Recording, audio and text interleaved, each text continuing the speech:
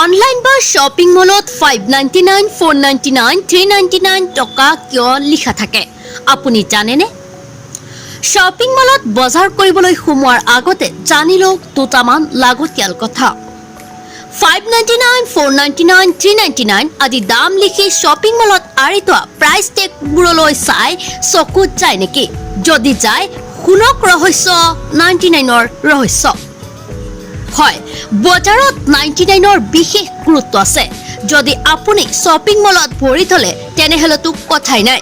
চোলা কাপোৰৰ দামৰ ঠাইত কেওফালে 100,000ৰ পাছত লিখি থোৱা দেখিব 99।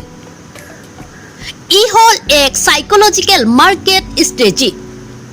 কোনো এটা বস্তুৰ দামত যদি 800 টকা লিখা থকা দেখে তেনেহলে পুনতে চালেই মনতে আহে ইমান দাম 800 টকা দি ল'ব নোৱাৰি দে।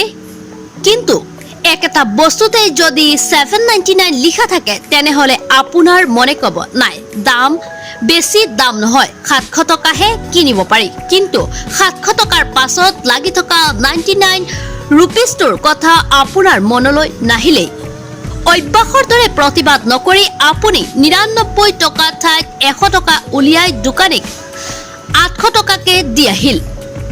খুচুৰা নাই বুলি এৰি অহা 1 টকাটোৰ কথাটো আপুনি সমূলি গুৰুত্ব নিদিলে। এটকাহে একো নাই ওলোটাকৈ নিদিলেও হ'ব।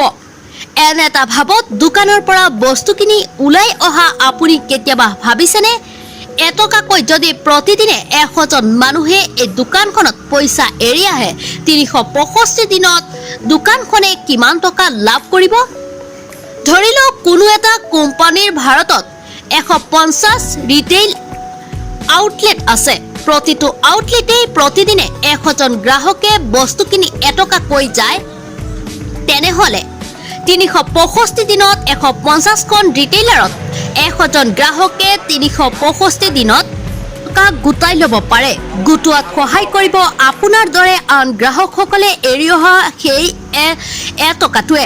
কেতিয়াবা এক কোটা সস্তীয়া চকলেট দি 1 টকাটোৰ জোৰা মাৰে, কিন্তু তাতো ব্যৱসায় প্ৰতিষ্ঠানটোৰ লাভেই থাকে। কাৰণ 2500 টকাৰ চকলেটৰ পেকেট এটাই সেই ব্যৱসায়ীসকলৰ সেই প্ৰক্ৰিয়াৰে 100 টকাত বিক্ৰী কৰিব জানে।